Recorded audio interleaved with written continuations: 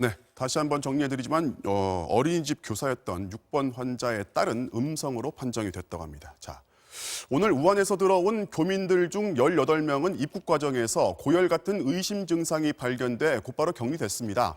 현장 취재기자를 연결해 보겠습니다. 곽동건 기자.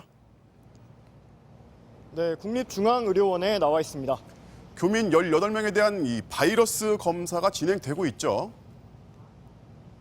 네, 신종 코로나 의심 증상을 보인 교민 18명 가운데에서요. 이곳 국립중앙의료원에는 14명, 나머지 4명은 중앙대병원에서 격리 치료를 받고 있습니다. 보건당국이 이들에 대해 현재 신종 코로나 바이러스 검사를 진행 중인데요. 오늘부터 적용되는 새로운 검사 기법으로 검사를 하면 6시간이면 확진 여부를 알 수 있습니다.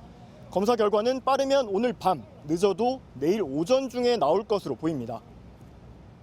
원래 중국 우한 현지에선 교민 369명이 대기하고 있었지만 중국 측 출국 검역에서 증상이 발견된 교민 1명은 끝내 비행기를 타지 못했습니다. 그런데 검역을 거친 뒤 비행기 탑승 전에 교민 12명이 의심 증세를 보였습니다. 이들은 열은 없어도 기침이나 복통 등의 증상이 있다고 건강상태 질문서에 적어내 유증상자로 분류됐고 비행기에서도 분리된 좌석에 앉아서 왔습니다. 1등석의 좌석 수도 12석, 유증상자도 12명이어서 이분들은 다 1등석으로 이제 배치를 했고 의료진과 신속 대응팀은 2층에 탑승을 했고 무증상자는 1층의 이코노미 클래스에.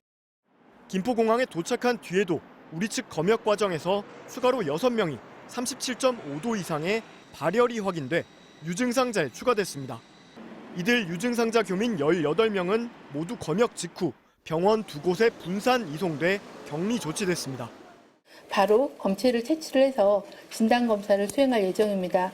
제가 듣기로는 아직까지는 심한 증상이나 이런 걸 보이는 환자는 없다라고 보고 있습니다. 증상이 없는 나머지 350명 전원에 대해서도 현재 바이러스 검사를 위한 검체 채취가 진행 중입니다. 경찰 인재개발원에 200명, 공무원 인재개발원에 150명이 각각 격리돼 있는데 대규모 인원이어서 이들에 대한 바이러스 검사 결과는 모레쯤 나올 전망입니다. 이 검사에서 양성이 나오면 즉각 병원으로 이송되고 음성이 나오더라도 2주간 임시생활시설에 반드시 머물러야 합니다. 지금까지 국립중앙의료원에서 MBC 뉴스 곽동건입니다.